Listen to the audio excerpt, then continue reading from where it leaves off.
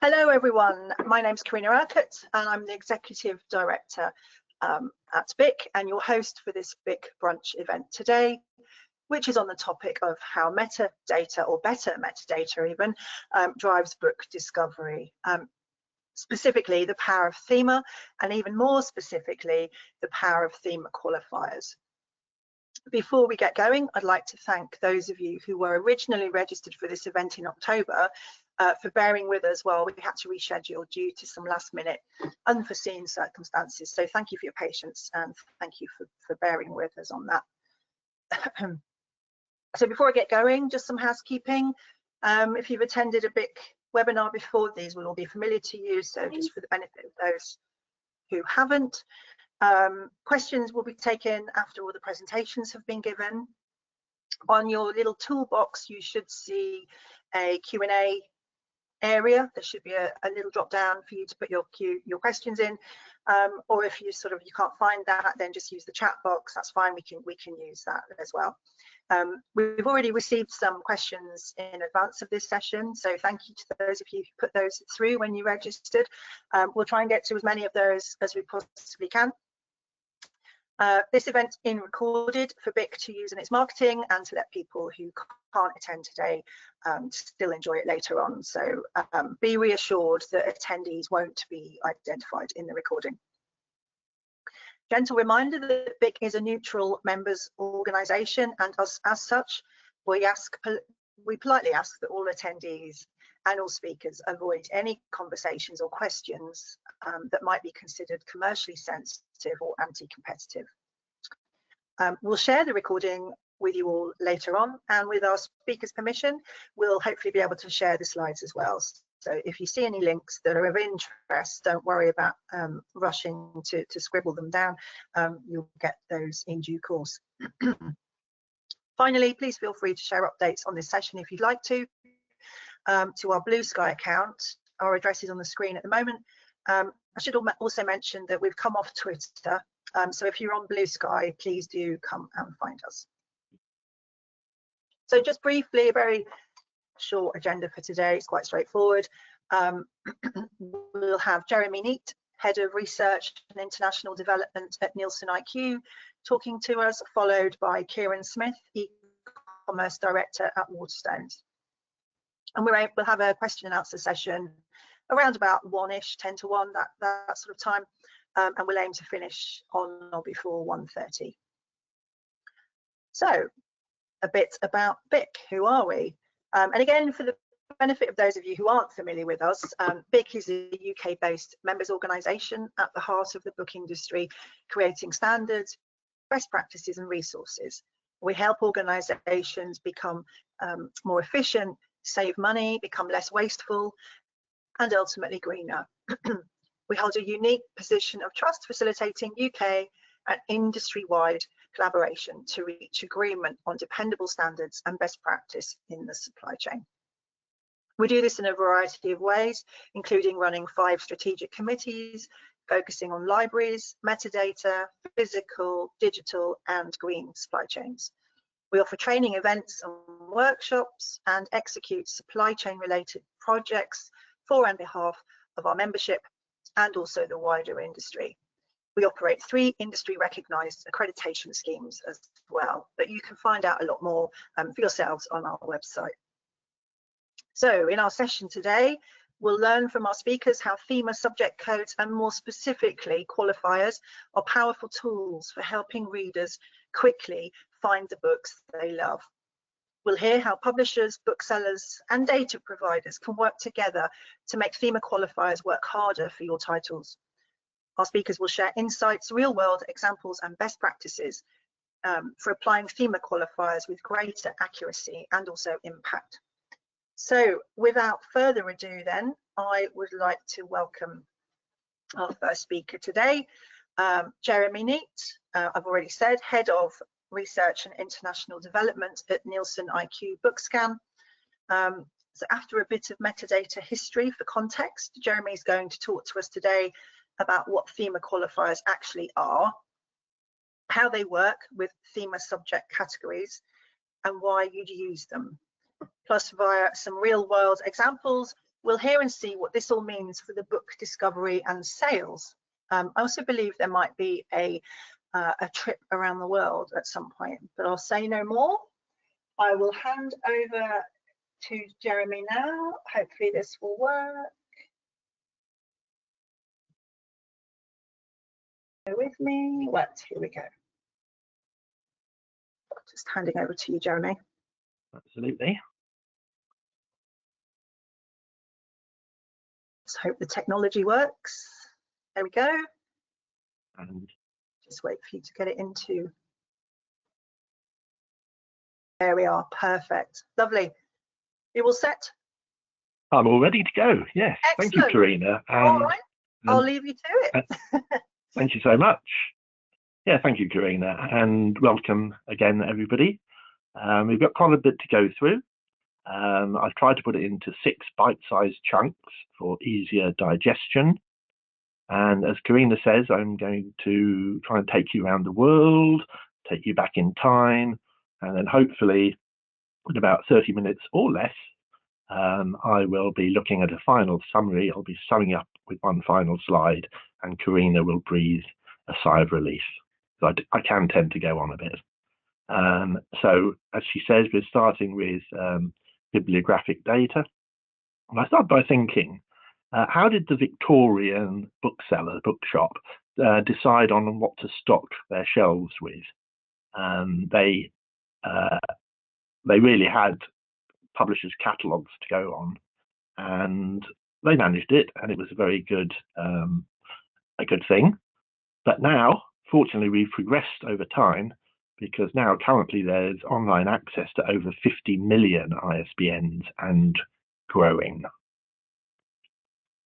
Now, the potted history of the book trade cannot really be without these gentlemen here, 2 pioneers of the book industry. On the bottom left is Joseph Whitaker, who launched a bookseller magazine in 1858.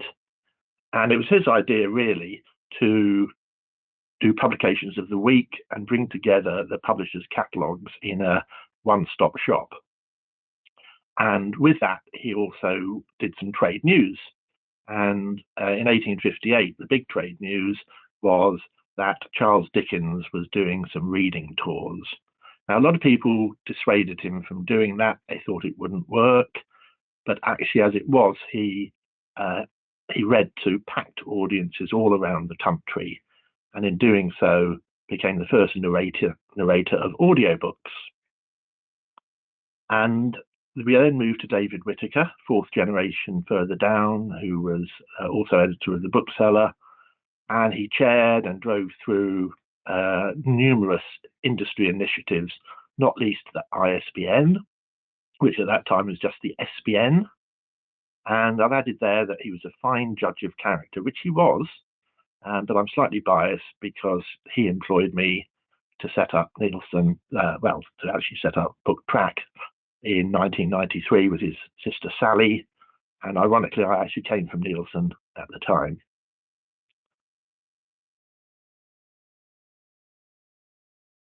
For some reason, I've become a self-appointed archivist of the old Whitaker company. And I've recently had in my possession a couple of huge tomes. If you look at the one on the top left-hand corner, you can see it's a huge, thick book. And below, that's not all the books. It had to be split in from A to H and then from I to Z. Although I did check at the back, and the last publisher was a certain Mr. Wright from Bristol, and he specialised in travel guides, mainly around the Bristol area. But it got me thinking, there were no publishers beginning with the letter Z at that time. And I thought, for a bit of audience participation, you could use the chat box to think of some publishers starting with the letter Z. And I'm going to start you off with Zondervan. So hopefully by the end of this, we might come up with at least 10 publishers starting with Z. In the middle, if you turn into the catalogue, it claims to have 140,000 references. This is in 1902. It's actually the spring of 1902. and that came across 183 publishers' catalogues. And I suppose it was the best, it was innovative because it was a one-stop shop. And if you look, I spotted Charles Dickens, our friend, and there he is. I always thought he was only published by Chapman and Hall, but you can see his Christmas books were published by Methuen, Nelson, Putnam. You've got David Copperfield there. And sort of looking through some pages, there were some familiar names like Aesop's Fables, which I've added there.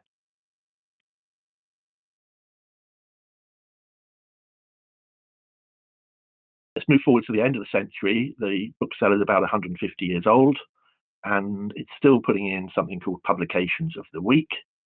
And what it does is it sorts alphabetically by author within author surname within one of the 139 Whitaker categories that you can see on the right there.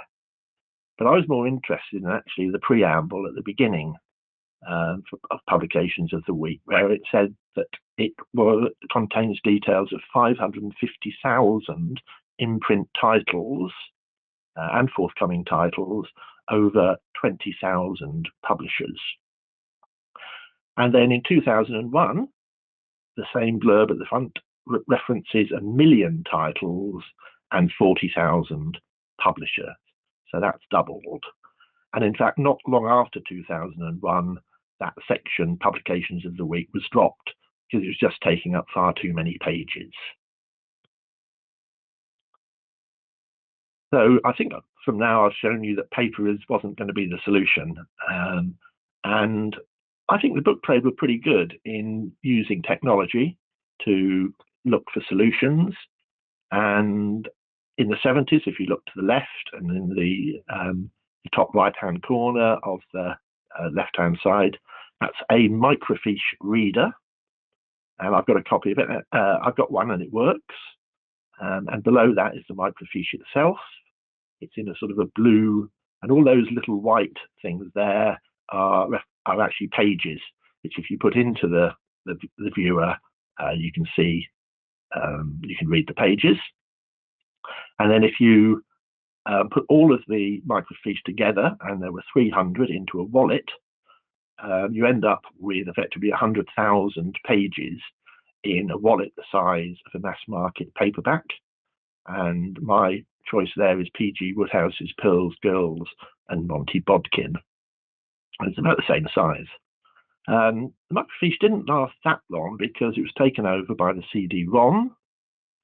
And the thing about the CD-ROM is that there was more space, and therefore not only could you put the UK books in print, but you could take the Bowker US books in print, Thorpe from Australia, Sapnet from South Africa, and I'm not sure what the Canadian one was called, and produce a product which was global books in print. Move forward to the 2000s, and suddenly you have online access. And at the moment, online access has access to over 50 million ISBNs. And within those, most of those have cover images.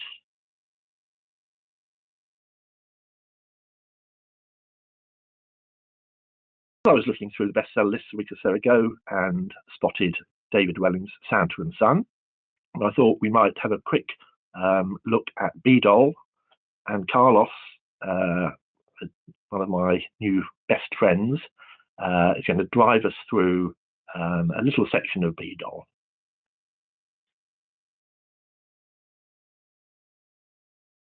There you have David Walliams, the Charles Dickens of the 21st century. And you search and you find out there's 646 titles, and they're all beautifully with cover images.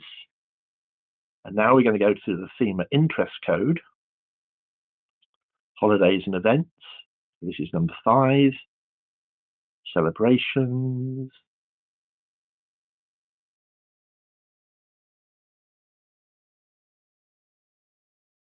As you look through, you can see some religious holidays, and you can see Ramadan and Diwali, Passover, but we're looking at Christmas.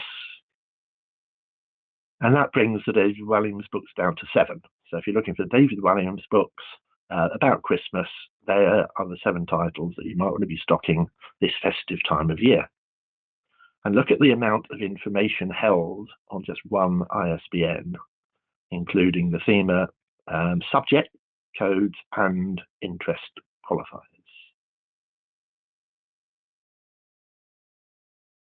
What we're going to do now is we're going to take out David Walliams. I think Richard Osman might be disappointed that he's not the Charles Dickens of the 21st century, but there were 70,749 books on the bibliographic database that relate to a Thema-specific Christmas book.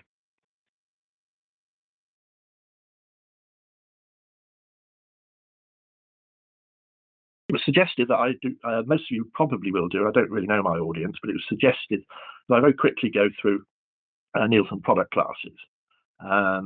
They were introduced in the early 2000s to replace the 139 Whittaker categories that you saw earlier.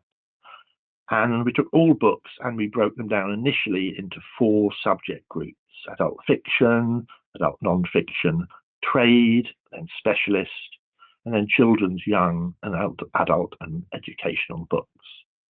And those 4 broad subject groups were then broken down into 37 product groups, which in turn were broken down into 247 product classes.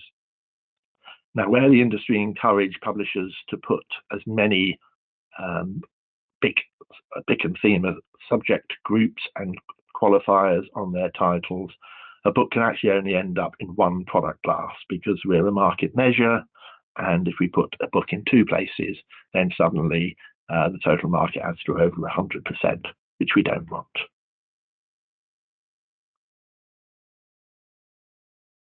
Again, just to bring it home, this slide here is looking at 3 adult non-fiction trade titles. And firstly, you have T16 Food and Drink, T5 History and Military, and T14 Atlas Maps and Travel Guides. And Carlos has ringed National and Regional Cuisine, Regional History, and Travel and Holiday Guides General. And you'll see why we've done that, because it's relevant slightly later in the presentation.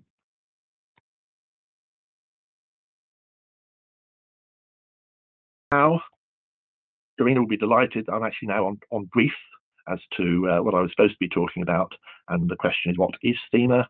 And I found this paragraph here, which I think sums it up nicely. The key point being it's a unified standard for the global book trade. And I did wonder what Thema stood for, and I was told that it comes from ancient Greek origins, and the Romans then picked it up.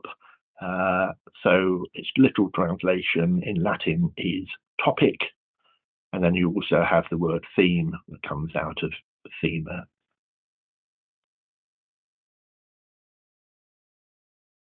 The history there. So it all started in 2012. 13 years ago at the Frankfurt Book Fair, where it was announced that there was going to be a new global subject code standard. The following year, they'd actually got a scheme in place, which was their version 1, and the idea was to update it regularly.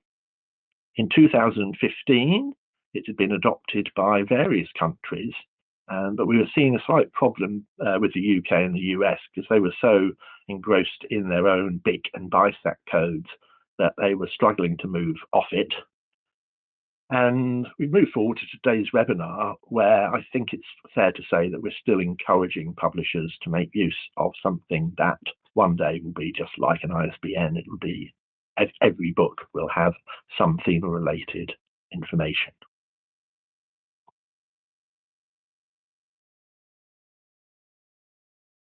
And now Carlos is driving the car again, and we're going to have a little look at the Thema online site. You can see the URL below, and it's free to go on. You can do it immediately afterwards. So let's have a quick look at how it goes.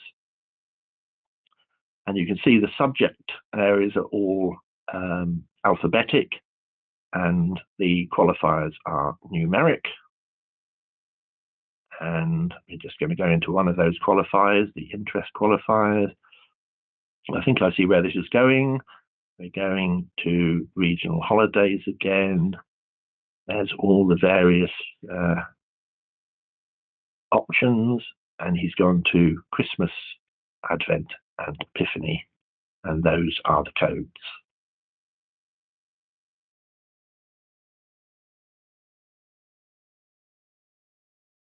We could have spent a lot longer on that, but really, I would suggest that you go on, look at it, and it's got loads of information. But I'll just quickly take you through the qualifiers slightly more slowly.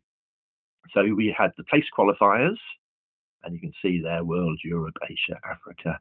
And these really are a must for travel guides. They're a must for regional cuisine. And you can see on 1Z, we've also accommodated things like sci-fi and fantasy books as well. The language qualifiers, any books relating to linguistics, travel phrase books, and there's even a sign language code. And I did find a couple of books that were coded to that, and they were sign language. The next two, we have the time period qualifiers, obviously history, but again, if you look at 3P, it's 2100 onwards, for fantasy, etc. Educational purpose is absolutely vital. So that's separating books into preschool, textbooks, key stage, study and home learning, etc., etc., etc. And you've got it all there. So have a good look through that if that is the books that you are publishing. The interest qualifier, we've already been through the festive events, Christmas and Ramadan, but 5X is actually very, very important. It's talking about containing explicit or offensive material. And for example, graphic novels. Graphic novels can go anything from fun, cheery ones to quite explicit, or so I'm told. I think I've never come across them before, but Howard seems to know an awful lot about them. That's Howard Willows. And finally, the style qualifier. And Carlos has pointed analytic cubism to me. Now, I think I like the blue period of Picasso rather than his analytical cubism, but we don't really have time to go into that kind of detail. But obviously, it affects things like art, antiques, and music. And again, that is the URL to go to have a good look if you haven't already. Some of you might know it backwards, but when I saw it, I thought it was fantastic, and lots of tips as well. And Karina said I was going to promise you a trip around the world. So what we're going to have is a case study here, and we're using the product class travel guides. We're down to travel guides, and then using the coded to Thema 1, the place qualifiers, to look in a bit more detail. So this colourful slide here shows that there were 581,000 active ISBNs, and this is just through the tills and clicks. The tills of the retailers and the clicks of the internet, going through BookScan, of which atlases and maps, and then travel guides. And that at that point, the product classes have done their job. But what I'm suggesting is that you can go and now start using the Thema qualifiers to a deeper level. And if you go into the books and you look at the Thema qualifiers for the place, you can see the ones that are in Europe, Western Europe, UK, England, South and Southeast England, and down to the 204 that are travel guides coded to London. And then you can look at the top 5.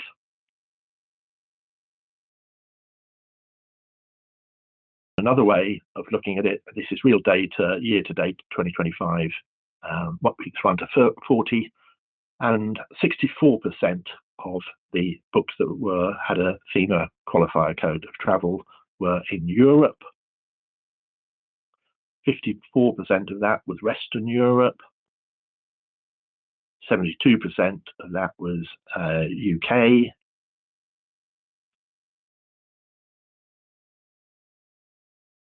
Then England, and then Southeast England, and finally London and South East England is the most important. We even break London down into central and City of London. We come out with the five best-selling titles year to date 2025. Now my eyes went up to the right-hand side. There's a book called An Opinionated Guide to London Bookshops. It's published by the recent publisher Hoxton Mini Press, and I thought to myself, that's a really nice book, and I wish I knew it existed, and I want to buy it. So I did buy it. And when it came, it was actually almost the exact size of that microfiche wallet I mentioned earlier, and containing 100,000 pages. And it's a better fit than My Pearls, Girls and Monty Bodkin by P.G. Wodehouse. But also, in the back of the book, because it's a series, it lists all the other books in the series. And my eyes immediately went to London pubs. So I shall be asking for that as a stocking filler this Christmas. So, we only went down one route, which is Atlas Maps Travel, but these codings are a bit of a maze. So we could have gone down into T16 food and drink, and then we could have looked at national and regional cuisine using the product classes, and then drop down into Thema to go to Asia, East Africa, it's not East Africa, East Asia. And then the titles, these are cookery book titles for Japan, China, and Korea.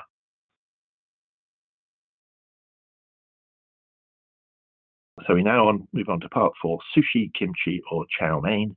This is using Thema to measure the appetite for Far Eastern recipe books. And again, I wondered whether or not there's an opportunity for a bit of audience participation here. So again, using the chat boxes, which of those do you think is the most popular in terms of volume sales year to date? I'll give you a few seconds. I'm not sure how to look at the chat boxes, but give you a few seconds to think before I give you the great Jeopardy reveal.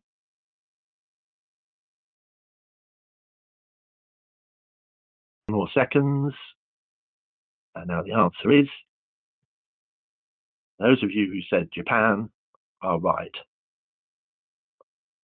So over the last 4 years, Japanese cookery books have represented just under 50% of overall Asia regional cuisine books. In blue, China is dropping away and Korea is moving up. Then I thought to myself, well, that's just the UK, but with BookScan obviously measure other countries. So I go to Australia quite a lot. I like my cooking. So what's the situation in Australia? And in fact, Japanese cookery books are even more popular in Australia, having over nearly 60% share of the overall market. But look what's going on below that. The Chinese cookbooks are on their way down from over 30, well, almost 35% down to 15%, and Korea is on the way up.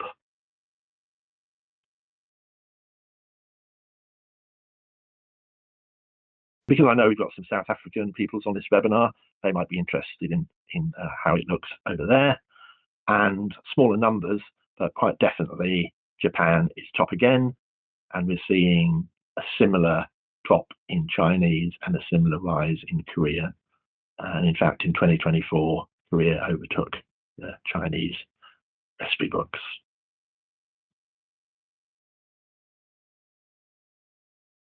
And it's nice to show, Carlos has decided that he's going to show us the top 3 cover images of the books that were selling in the UK, South Africa, and Australia. And in doing the work, he spotted a trend. There was a couple of Himalayan, Tibetan books, and he thought that they earned a place in this presentation. So there they are, very nice books on the Himalaya.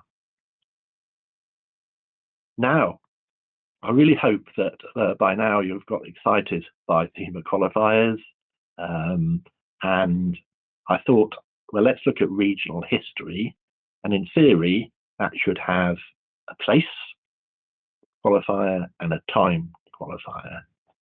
So what can you do with multiple Thema Qualifiers? Well, we've got the same old start. Again, the product classes do their business at the beginning. Quite a large number, 3 times larger history than the other 2 that we looked at, and then regional history, and then we go down that route again, place Europe, Western Europe, all the way down to the 74 books in London. But now we add another filter. We take those titles and we look at their time Victorian period qualifier, which is, you can see 3MNQ, etc.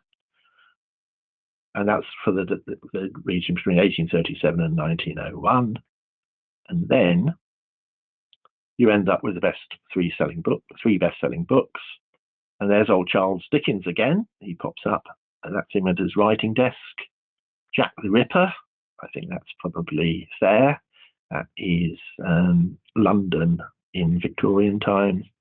And on a slight wobble there, pub crawls, which certainly took my eye. So not only do I want the Hoxton mini press book, I'm looking forward to getting both volume 1 and volume 2 of the pub crawls through London, and I'll take Carlos with me. So far, this presentation, what we've done is we've taken certain product classes and worked our way down, and then after that looked at the Thema Qualifiers. But we kind of reverse engineer it as an alternative case study. So you're going to visualize fairly well-off family deciding the trip of their lifetime to the Galapagos. They've already got their travel guide, but they do want some extra reading. And if the theme is to do with the Galapagos, all the better. Their neighbours who aren't so well off don't have a double garage and can only afford a weekend in Gibraltar. They have the same needs, and they've got their travel guide, but they want books relating to Gibraltar. So what you can do is you can look for, there is a category heading Galapagos in places, and the code is 1KLZTG. So you can go on and you can find all those books that are coded to that, run them against BookScan, and then look down the product classes, and there we go. For romance and sagas, you've got a book called Chipped. If you're looking for a witty escapist, it says there. And then if you've chosen Gibraltar, then John le Carré wrote a book called The Delicate Truth, which has Gibraltar as part of its theme. And there's another book down the bottom there called Killing Rock by Robert Dawes, again based on that. And there is the book Chipped, and a bit of detail about the subject of the book, what it's about. And then these people are taking their children, so there's a nice children's book on Darwin's dragons there. There are the 2 cover images of Robert Dawes and John le Carré. And I keep mentioning these cover images, and it's really because it reminds me, probably 10 or 15 years ago, we had a similar occasion where we were trying to explain to publishers the benefits of putting cover images on their bibliographic data, because they hadn't really done it. But I think the message has really hit home now. And in doing a lot of this work, looking at the data, the bibliographic data, a lot of it is very, very well done in terms of the cover images. And I can only really see that the Thema codes are going to do the same thing. We're here telling you why it's a good idea, and I think you'll find out that it is. And the summary page, hopefully I'm not 25, 30 minutes into it, but the book trade, this is the sort of summary really, the book trade have remained at the cutting edge of technology, started with paper, but they certainly moved on to fiche, CD-ROM, to online. Our coding has got better, the ISBN introduced, and then the product classes, and now the Thema coding. And I'd just like to say that Carlos and I could have spent 2 more hours putting a presentation together, and we thoroughly enjoyed working on it. And thank you for that. And that's the end of me. Brilliant. Thank you, Jeremy. Thank you for that No whistle-stop tour through the book industry, through classification, through the many ages. So yeah, very interesting. Just a few points. Was it a bit quick? No, in the context of this webinar, it was absolutely spot on. But I'm sure we could have a deeper dive into each of those areas on separate webinars anyway. So I appreciate it must have been quite difficult to put together a summary that was meaningful. So so thank you for that. And just to note as well, just wanted to say about BIC codes. They have been made obsolete. They have been obsolete since February 2024. So BIC isn't supporting or developing or offering any guidance or anything on their use at all. So we're directing everyone now to use Thema codes. So yes, and just it was interesting to see how specific qualifiers allow you to really find the product you're looking for, to find that, the detail. It's all in the detail, isn't it? Both in terms of discovery, but also in terms of market analysis, trend analysis, all that type of thing. Yeah, and also I didn't appreciate just how many Christmas books there were. So the power of Thema, the power of the qualifiers, get those right, and your books will be found. If it's just a Christmas book, it's one of 70,000 or more, probably. There's probably more. There'll be more next year and the year after, etc. So it's really important to be as specific as you possibly can.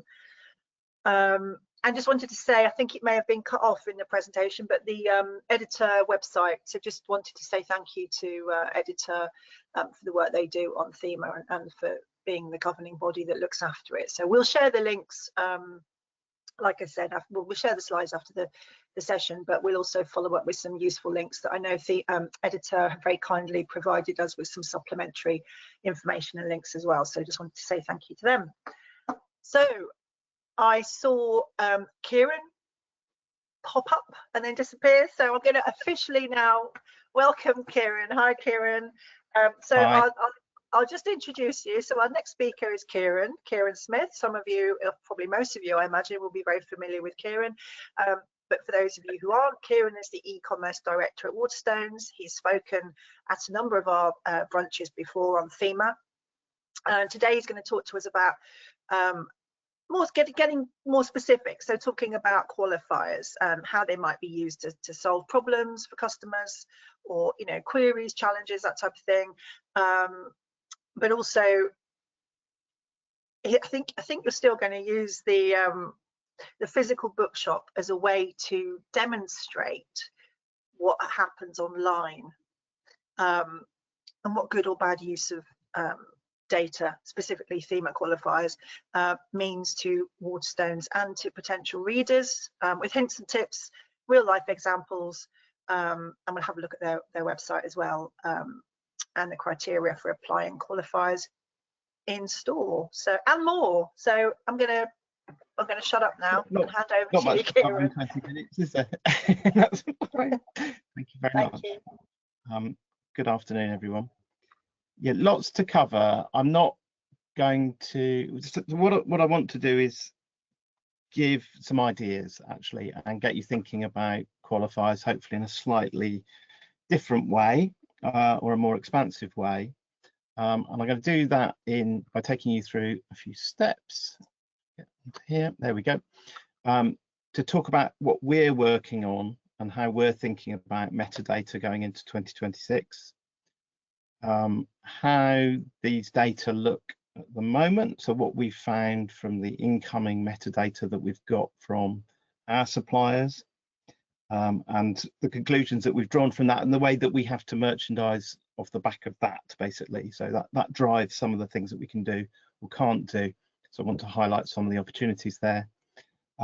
What works best for us, it may not work best for you, it may not work best for your audience, and certainly this isn't prescriptive. It's just about, again, getting you to think about how you might use the metadata to help you get your books in front of the people who will buy them and enjoy them and find them useful.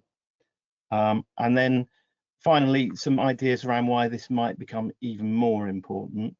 And you can share your views on that at the end as well. But I have some thoughts about things that we're seeing and some trends that we're seeing in the trade and outside of the trade at the moment. So I suppose if you want to take one thing away from this whole presentation and everything I'm going to talk about, it's that Thema, metadata and the qualifiers give you an opportunity to put your books on the tables, whether physical or virtual, and get them in front of the right people, and at a much more granular and dynamic level than really a standard hierarchical bibliographic classification can do.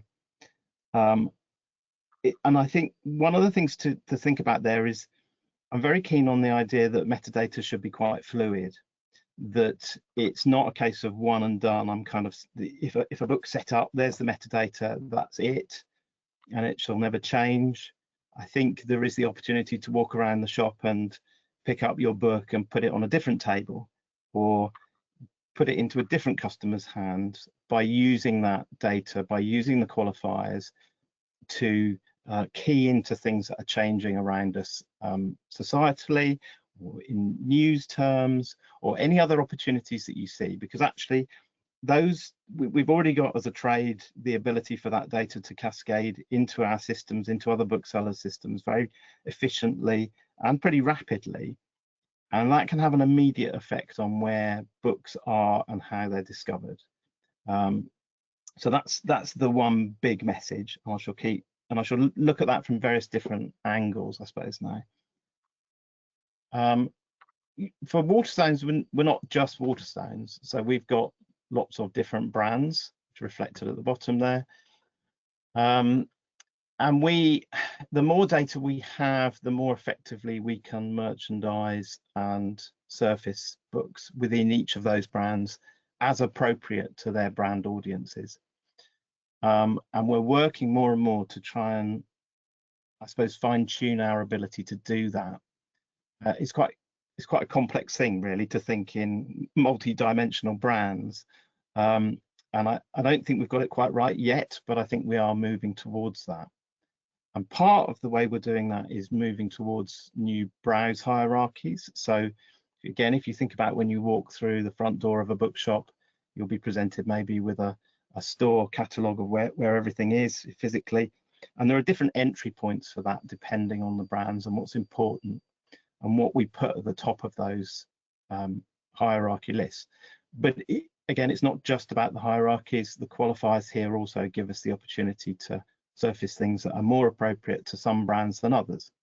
Foils, for example, on this screen, hugely important to them, both in sales terms, but also in the kind of dialogue that they have with customers, is translated fiction, fiction in other languages, and being able to kind of geolocate, as has been touched on in the previous presentation, some of those titles is hugely important. We want to get the balance right. It's not just about huge lists of product. We want to make sure that we're surfacing the books that are, again, good entry points in themselves, that might be a good starting place to then explore other books that are related to them. And again, if we've got granular level data, it's far easier to make those connections. I mean, it makes sense, doesn't it? If you walked up to a category that just said fiction, if it wasn't in alphabetical order, if it was just a bit like the room I'm surrounded by random titles everywhere, it's very hard to kind of make logical jumps between books. And as I say, that the context, whether it be geographical, whether it be interest or style, or all the other options that we've got, are a great way to actually start a search, start a browse from a particular point. Now, we also, that final part I've got on this slide about getting the balance between offering granularity and maintaining authority, there has to be enough choice within a particular area of browsing for us to be able to expose it that makes sense to customers.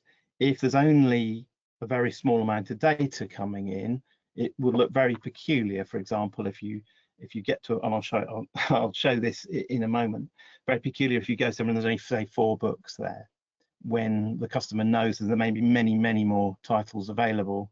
And for us, again, that would undermine that particular brand proposition, all of them, I think, because everyone's a kind of range bookseller now. So again, it becomes really important to have that detail. Blackwell's is an interesting one. I mean, we've brought a lot of the sort of semi-academic categories up to top level, and this very much reflects the kind of store directory that you would see walking into Oxford Broad Street.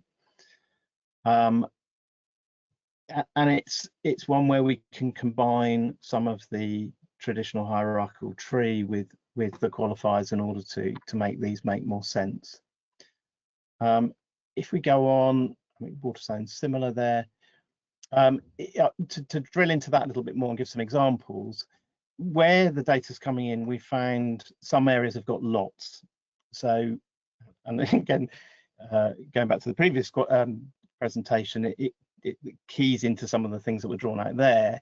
History, obvious use of time qualifiers, travel, locational, children's age qualifiers, pretty much the really obvious ones. And I think in some of the others, we're seeing really lumpy use. There's a few examples in here. Now, what we've done is we've said, well, if it's got fewer than 200 titles in using a particular qualifier, we just can't show it. It's just not enough to make it usable. It could undermine what we're trying to achieve. And I think it's a real pity, because some of them have got great potential, and that's what I want to kind of move on and talk about. The way I see qualifiers, I was trying to think of an effective metaphor for this. I love a metaphor. Is really about those little lenses that go in if you have your eyes tested, which bring something into sharp focus. And for me, that's what they actively do really effectively. Interest qualifiers particularly, I think, have been very much underused. And I think now we're in a cultural context where purely hierarchical product classifications are not sufficient to meet the demands of the audience. And I'm going to go on and give you a couple of very specific examples for that. But you will have many that apply to your own titles within this context. Niches, themes, identities, very much core to how we see interactions with customers. And that they are interested in discovering books from multiple different contexts in this way. Now, we have seen, before I go on to talk about some of those interest qualifiers, we have seen much improvement in terms of the data coming through. So there's some real positives here. When I have done presentations in the past, I've sometimes brought out this title, Beyond the Wall, about East Germany, as an example of one that could have had greater metadata attached to it. And actually it has been updated, and it has got better and better as we've gone forward, very much now within East Germany, specifically DDR, later 20th century, 1950 to 1999, far more granular. So for a customer looking for books about East Germany, they're not having to trawl through the whole of history post Second World War. They can go to the actual DDR and find the titles that are relevant. What I want to be able to do more is to then take that, as I say, as a jumping off point to say, are you interested in other titles from or about the DDR? It could be philosophy, it could be literature, it could be all sorts of different approaches to the same subject area, which is far more likely to make useful connections for that customer. It's like creating a sort of table on the fly, if you like, of titles that we're merchandising. Now, again, it's really important to think about how you use those, because it doesn't work for everything, and just because you can doesn't mean you should. An example for the same, somebody trying to achieve the same type of approach, but it going a little bit awry. John le Carré keeps turning up in non-fiction categories because it's having a history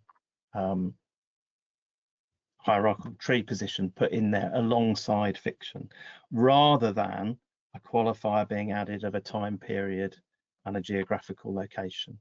So again, Cold War would be perfect for it, not NHTW. Again, think about wandering around that bookshop, going to the history section or going to the fiction section and finding non-fiction or fiction in those different locations.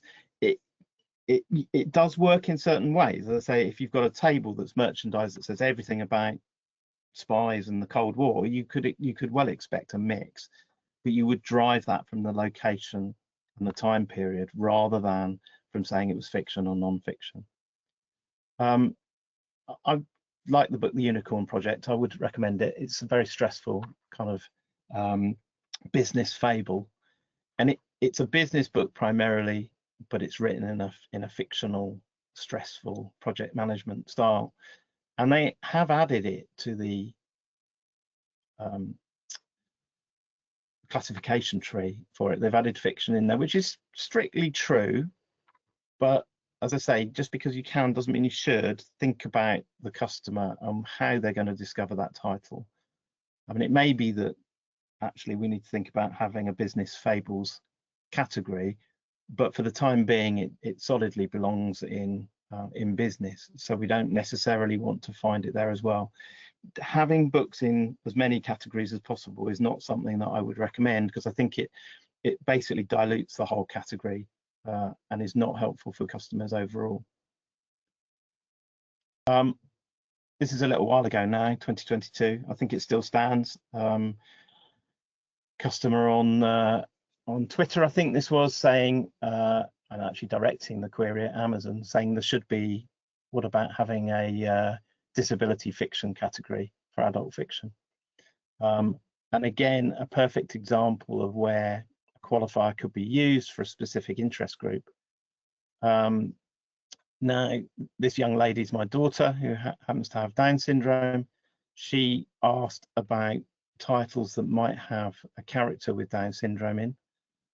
And very helpfully, of course, there is a very specific qualifier, 5PMK, which would be particularly pertinent to her interest and be able to help her find titles. But drilling into the data, and say, it kind of fell foul of not very many. I think there was 10 books that had the qualifier attached, and that included hardback and paperback versions of the same one. So although there were some, nowhere near as many as there are.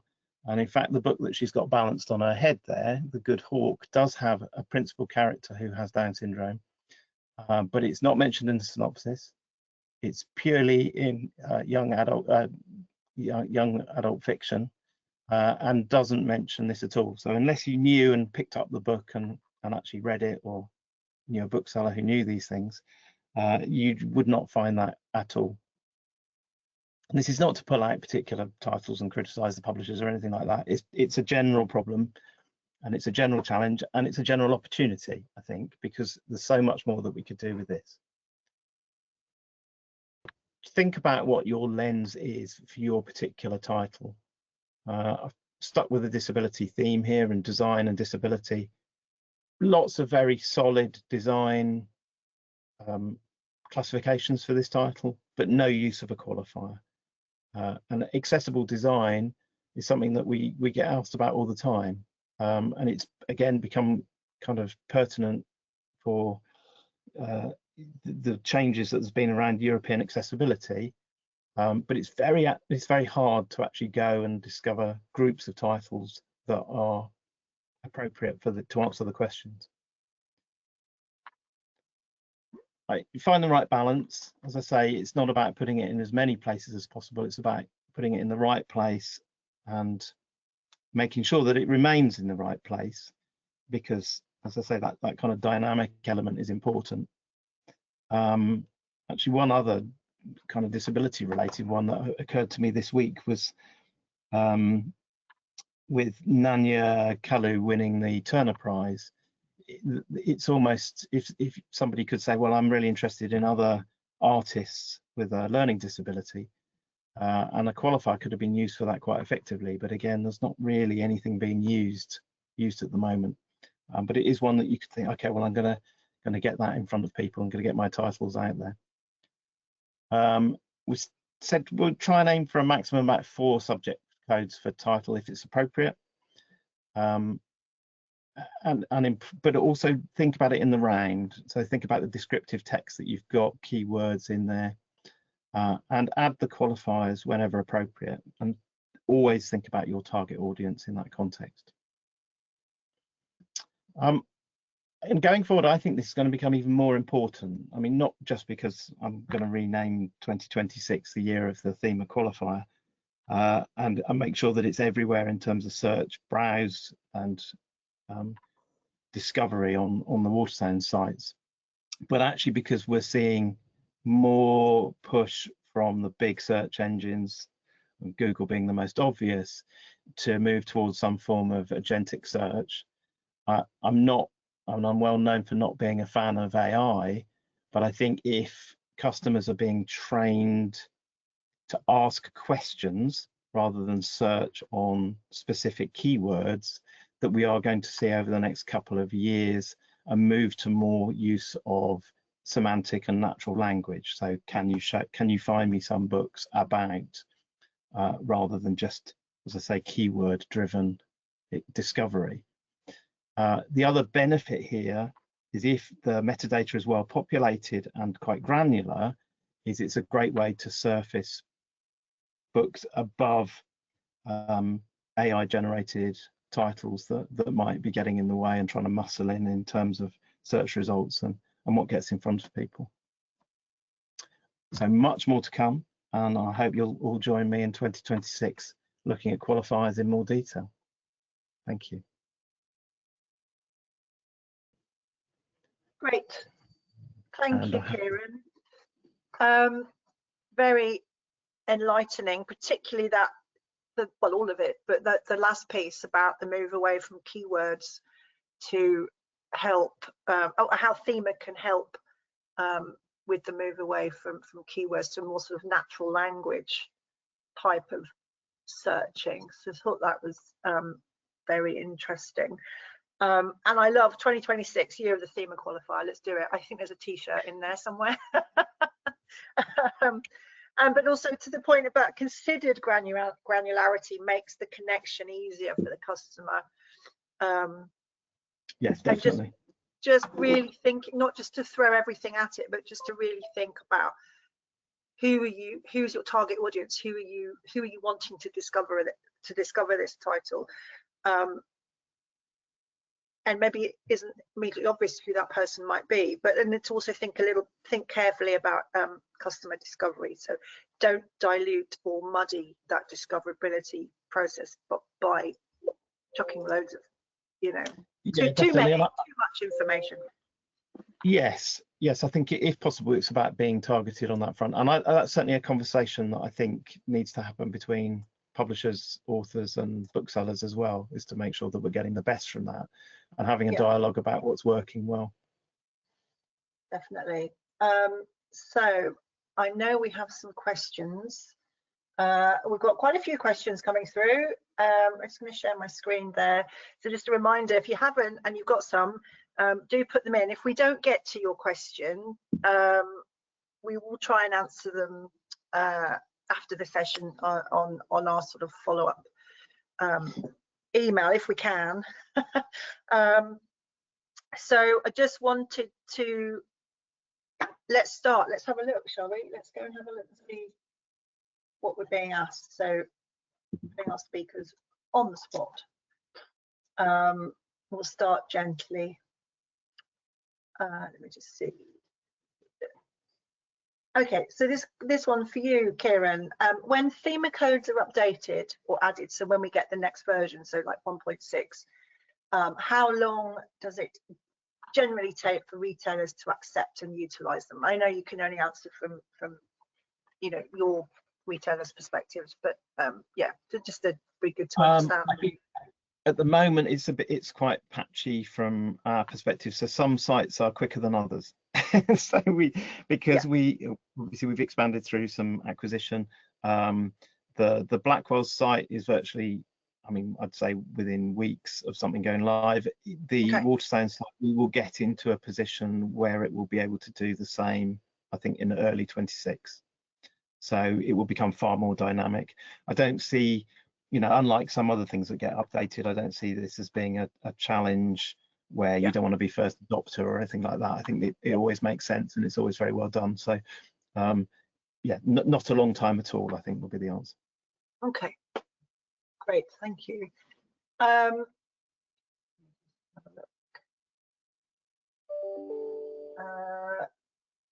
Browse, that might be too specific, that one, I don't know. I'll come back to that one.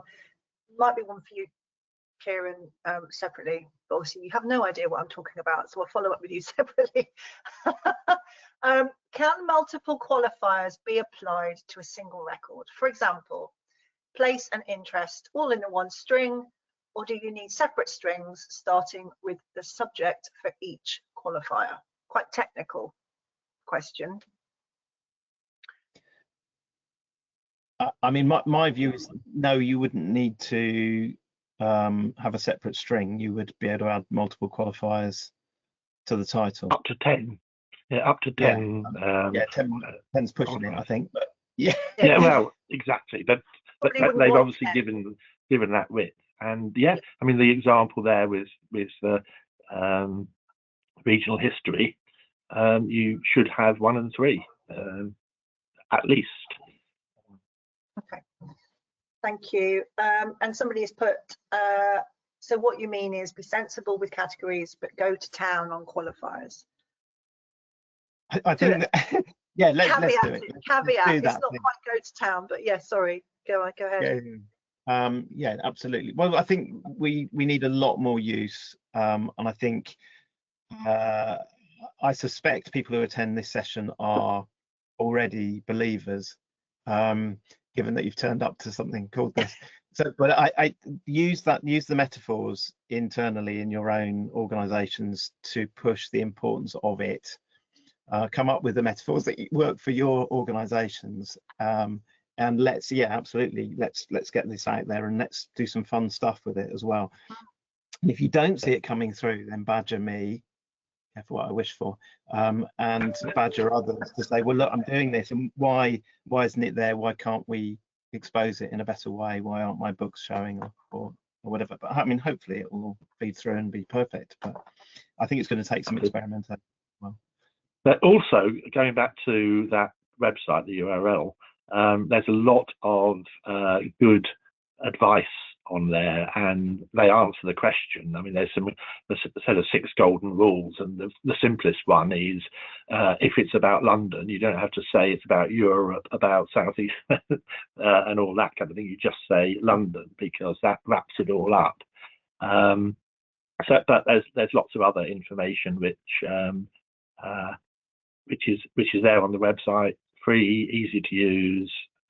So I'd recommend having a good look there. So just for those who may not be familiar, Jeremy's talking about the editor website.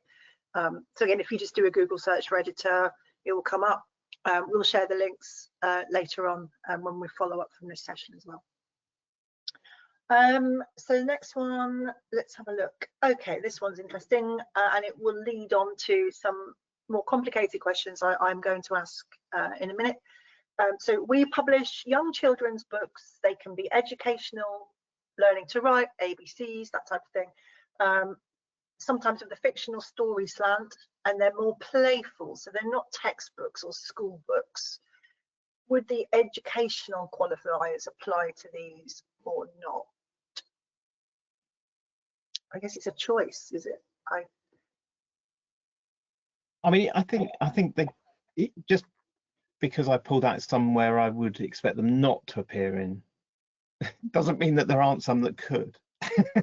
That's why I said there's sort of flexibility. So, I mean, think about your audience. If you if they've got a strong enough educational element that you would want to put them in front of parents or educators, and you want to, you know, I think support it with the synopsis detail is really important. So they can get you to the book, but then you need to, the synopsis will help you sell why it's there. So detail what the child might learn from it. But again, it's that balance, isn't it? Because if you think your biggest audience might be parents in a non-educational setting, having too educational slant, it might put them off. So difficult to know without seeing the book. But it could definitely exist in both. I think that would be fine, and then just shore it up with the detail. Yeah. The one thing I've learned, Karina, the one thing I'm sort of learning is that when you set out with the book, if you're setting it out as a children's book, and then at the end you think, oh, adults might like that, then it should be given the children's category, and vice versa. So if it starts out as an adult book and you think, well, children will like that, but apparently one of the golden rules is not to put a children's and an adult code on the book. That's right, because it confuses things. Yeah, but to describe in the description that it may be liked or suitable for the other one, whichever one. Okay. So that brings me on to some of the what time is it? I don't think we'll have time to go through all of the questions that we received in advance. We should do a separate session on them. So yeah, sort of leads on to these adult kids crossover questions. So there were a few that came through, and I think we're going to summarize. We do have the detail behind it that was kindly supplied by editor, so thank you to editor for that, and with their permission we'll share that, but if we can just summarize. So how should kids crossover titles be handled in Thema? And then kind of similar but different, is it best practice to add both adult and children's codes? Should interest age qualifiers be applied? And the example that was given was a colouring book that's available for both adults and children. So Kieran, do you want to start us off with the more general question about how should adults and kids crossover titles be handled in Thema? We've already sort of touched on that already. Yeah, a bit, and actually it goes back to the recommendation to have a look at the theme, to have a look at the editor site as well, because there's using Thema 6 document, snappily named, which does talk about avoiding mixing the codes, except where harmless, which is kind of goes back to that education children's book one. There are some codes that you inevitably end up walking down, if they're for children, it very clearly needs documenting. And actually Jeremy referred to it earlier, so graphic novels. So under X, if we don't see an age category applied to that, then we would definitely put it in adults, because it could well be hentai or something far more explicit that we wouldn't want to end up in a children's category. The interesting one around colouring books, because of course that has become a broader thing that's aimed at children and adults, is to definitely not put them in an adult category unless you want to attract the attention of the taxman, because they have different VAT treatments. So that's one way. Thinking about the broader metadata aspects is hugely important, and I have seen that.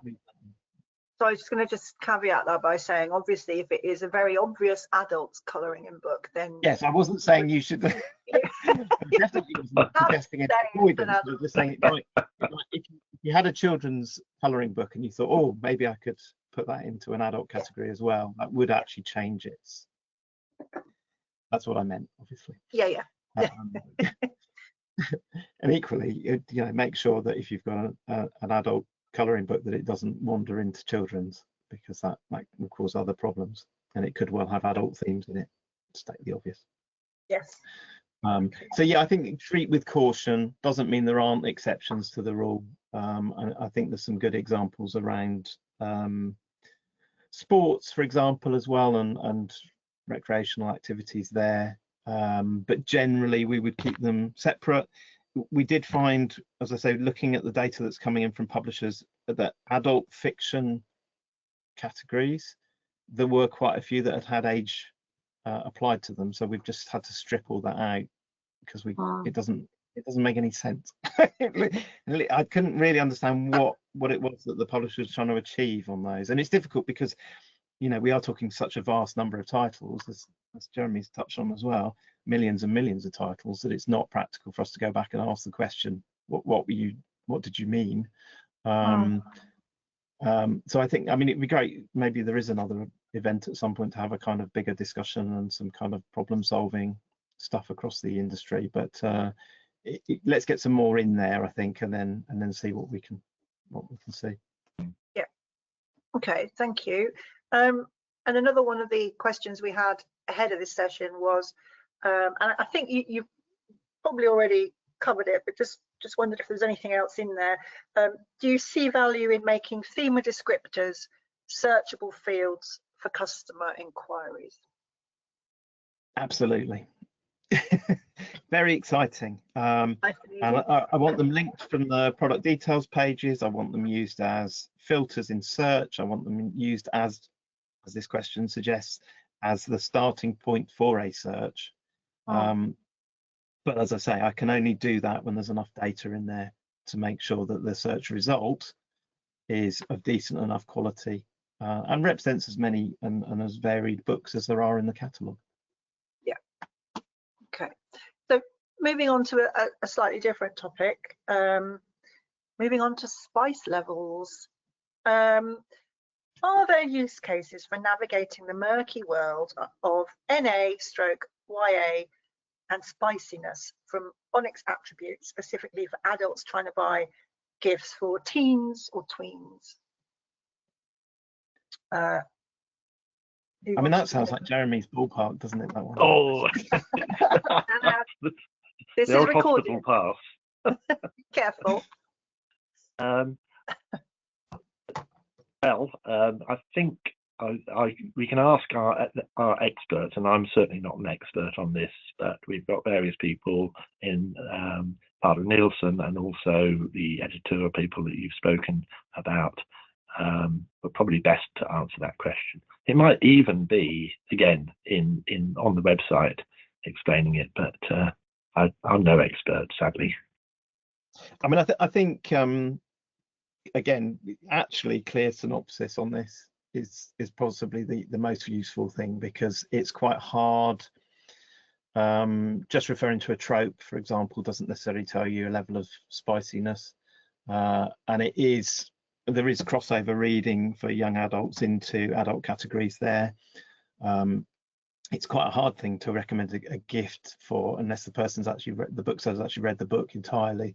So I would feel there's potential here, and I know that I think the German trope categories are up for review, aren't they, with the Thema committee at the moment, which might give us some more options, but it doesn't necessarily mean that particular book is we're going to tell from where it sits. So synopsis would be good. And what I would say, actually, whilst we're on, it's a slight divergence, but it's still metadata, we are seeing an increasing use of emoticons coming through on synopses on these types of titles, which are all very lovely, and I think reflect probably their use in Insta, but we don't really want them. And the reason we don't want them is because they don't work for anyone who has a screen reader. We certainly don't want them in multiples where you see like 10 dragon heads, 10 fire flames, 10 hearts or whatever, because it will just repeat them over and over again, and actually that's quite off-putting for any customer who needs that additional assistance. Yeah. So we'll literally just read just say dragon, dragon, dragon, dragon, flame, flame, heart. Exactly. Yeah. So if you do reach the text after putting up with all that, then you might have lost to buy the book at all. Okay. Yeah, and then there's just a note here from editor that say in Onyx there is already a list for warnings for adult content, and again we'll share the link. So titles that have, this is for titles that have very adult content, so it's not aimed at someone under 18s or under 16s, depending on jurisdiction. Yeah, sorry, no title aimed at someone under those ages should really be having those types of warnings applied. But again, there's more information in a lot more detail on the editor website. Let's go back to the live questions and see what we've got. I was going to just add one more thing, Karina, on that. Yes. Howard Willows tells me that they use the word content because it's not just the words, it's the visual side of it, and people get more upset about the visual than they do necessarily the words. Okay. According to an expert. Let me just read the question.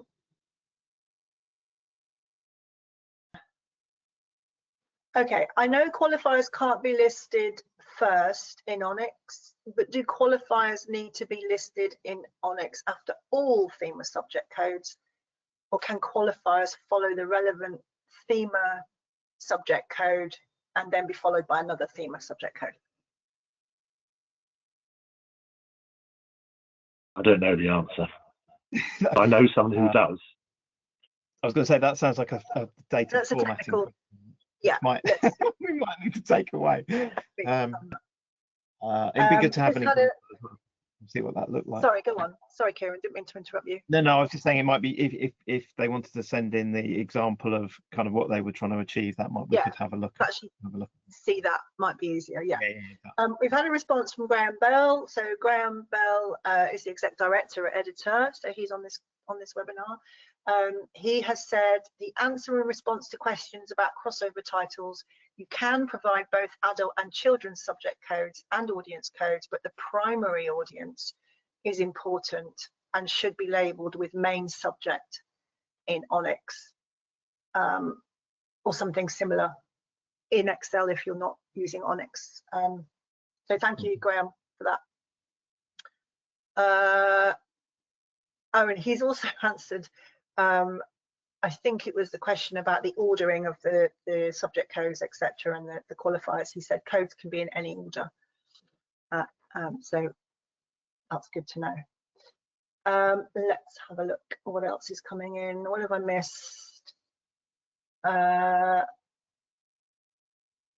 We add age specification. Do we then need to add a Thema age qualifier as well? They don't say where they're adding the age specification. I wonder whether that's the children's book marketing categories type. Yes, I was the same, Kieran. The CBMC codes. Yeah, there is a crossover now. Yeah, there is a bit. We're trying to. They're different is the problem.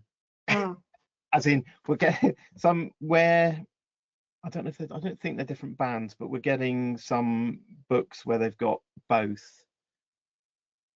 And I can't kind of reconcile the two fully at the moment, and we're having to show them in different places. I think we will probably be leaning more into the qualifiers to do the filtering, if that's helpful. Just because it's kind of we're starting to get more of it through the qualifiers, so it makes more sense for us to do that rather than try and meld the two together, which is what we've been kind of grappling with. And the CBMC codes as an initiative started back in the 90s when a lot of this wasn't here. So, you know, the children's publishers really wanted this kind of stuff, and they went ahead with it, which is good. But I think gradually the standard industry things are catching up, and yeah.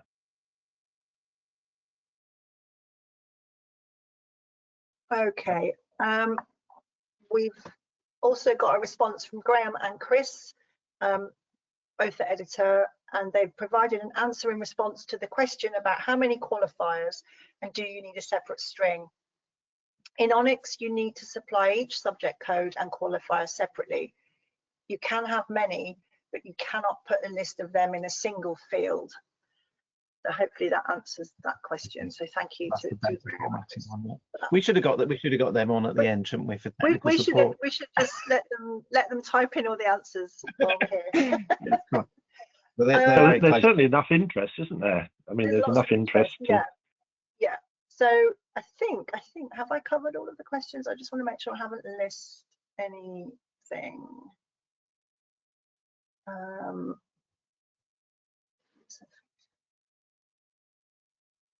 Okay, let's try this one. Thema allows, I can't read it properly. Thema allows the use of fiction and non-fiction codes together. If a specific non-fiction subject is very important to the plot or themes of the fictional work, as long as the primary code makes clear that it is a work of fiction. Do booksellers need to be more aware of the importance of primary codes when using Thema to place their books on their sites? In our publishing house, we're currently working on rules for our website to correctly include or exclude titles from fiction or non-fiction categories, depending on primary codes specifically. I think this is a question around awareness of primary codes and what that means. Maybe. If I read that properly. I mean, maybe my preference is still to use a qualifier if it's a fiction title.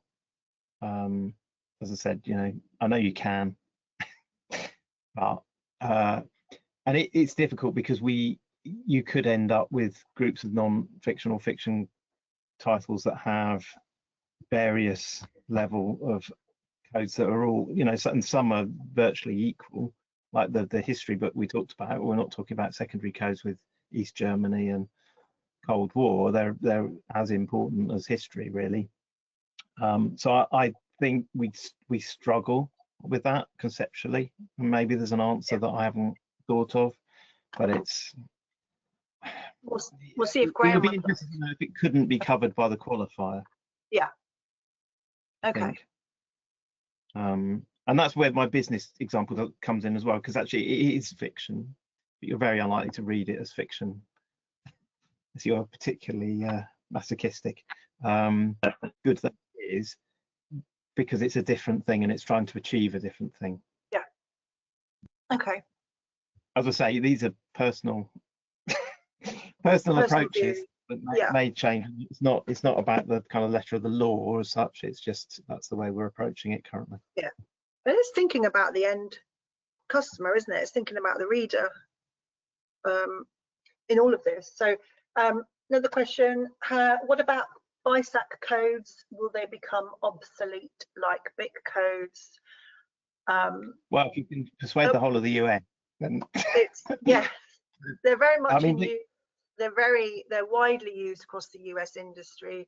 So, and that's really a BISG question, Book Industry Study Group. So similar to BIC, but in the US. I don't know if Kieran or Jeremy, you wanted to add anything. I mean, I can't see them going away anytime soon. No. If we do a particularly good job on making sure that Thema's well represented and works really well, then I think we should go back to our American colleagues and convince them and show them. It sounds to me, Corinne, as if sort of BIC has accepted that Thema is all they need plus more. And yes, I mean if we were BIC very think much the same. Yeah, very much behind. In fact, it was BIC's suggestion to make obsolete the BIC codes to help further promote and support Thema. So it made no sense to us to have, two schemes running in parallel when the one scheme, Thema, works brilliantly. And is international. And is global as well. It's global, it's in multi-languages. So, yeah. So I've just very quickly on BISAC, I've worked with American data. We used to process and analyze the data years ago, and it really, even then, it wasn't really up to standard. I think that there would be a number of BISAC codes attached to books, not necessarily in the primary order, So there was limited analysis you could do. So that presentation I just did on Japanese cookbooks, you wouldn't have been able to do with BISAC. And so yeah, it's they should look at that. And if we can find a way of going across and talking to them and convincing them, then it's a very good thing to do. I know it's something that they've you know is on their radar, but I think it's a mammoth job for them. Okay, so where are we? Let me just see if there's any more on here. There was one. There's quite a few actually. I wanted to ask this particular one. Where is it? I've lost it now.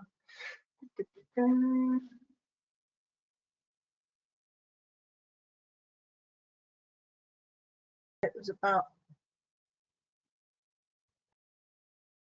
There we go. Do you have any advice on selecting the subjects from a title to be reflected in the Thema code? So I think this is about how do you know which ones to pick. For example, if a title is on feminism, race, also set in the US, and is a history title in the 20th century, how can we create a hierarchy of which subject areas are more important to qualify?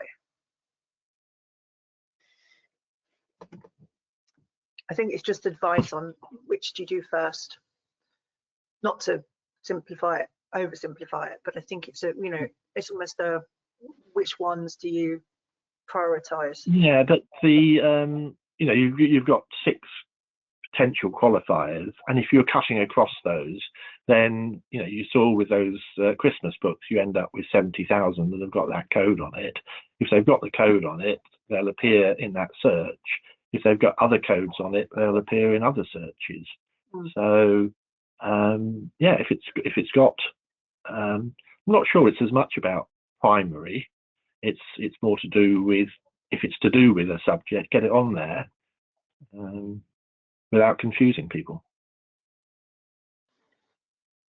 Do Kieran, do retailers tend to look at the first entry? So would you tend to prioritize the first code?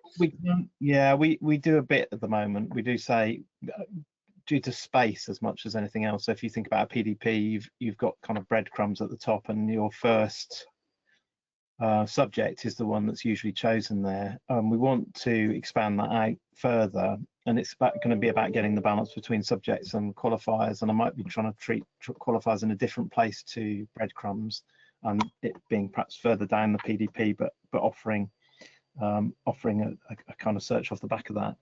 It's difficult if you're I get it, if your book's got 6 kind of equal level subjects that make sense.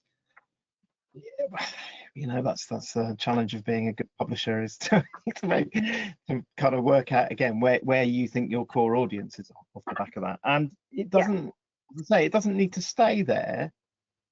You know, you could try. I mean, I get that's difficult, but you could try something and then go, well, actually this isn't really working, or we think there's a big increase in interest in feminist titles, so we want to move it into feminism as a primary subject code.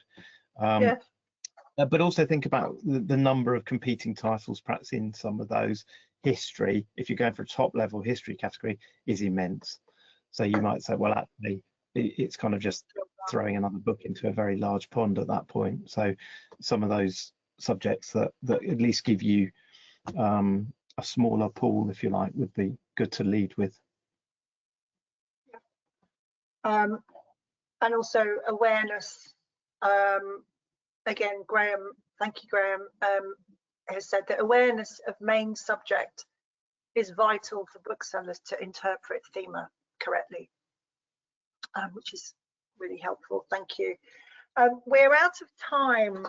We could go on. We maybe should just have a Q&A session, perhaps, maybe. I don't know. I don't want to promise anything, but we are out of time. So what I would want to do now is say thank you, massive thank you to our 2 speakers and on behalf of everyone in attendance. So thank you, Jeremy, thank you, Kieran, for taking the time to prepare for this session and also actually present and talk to us today.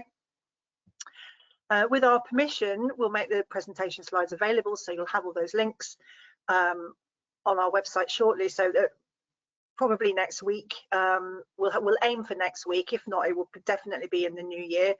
But they will all be sent out to you next week, along with a link to the recording, so you can refer back to areas that you're interested in. We'll also post the recording on the YouTube channel, on our YouTube channel, sorry, in about a month's time. So that'll be in the new year. So if you're signed up to our mailing list, you'll be notified of this and also of any upcoming BIC webinars in our monthly mailings that go out.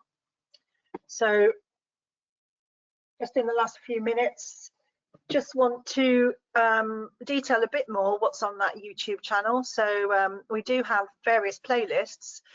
We also have a Thema playlist, and there's a whole range of different topics that we covered on that.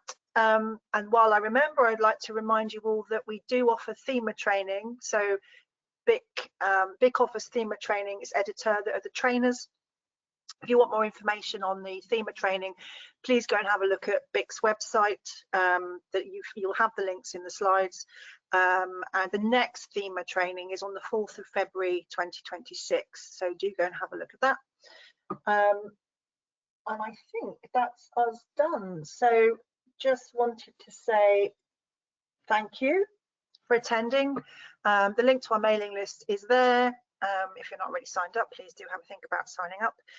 You can find out more about what we're up to, not just events, but also our standards, best practice projects, everything else. So other than that, all it just remains for me to say now is goodbye, and we hope to see you at another BIC event in the near future. So take care until then. Thank you. Bye-bye. Thank you.